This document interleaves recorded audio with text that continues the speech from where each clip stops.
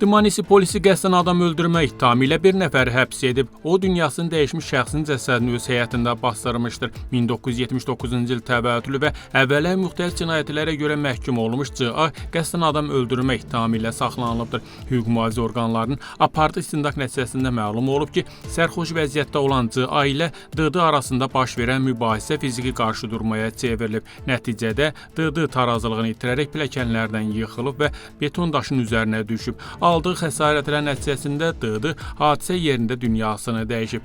Təqsirləndirilən şəxs izləri örtməmək məqsədi ilə cəsədi öz evinin həyətində bastırıb. Daxili İşlər Nazirliyinin məlumatına görə qətlə yetirilən şəxsin cəsədi istintaq eksperimenti zamanı tapılıb. Faktla bağlı İstintaq Gürcüstan Cinayət Məcəlləsinin 108-ci maddəsi qəsdən adam öldürmə üzrə aparılır. Törədilmiş cinayətə görə 10 ildən 15 ilədək azadlıqdan məhrum etmə cəzası nəzərdə tutulur.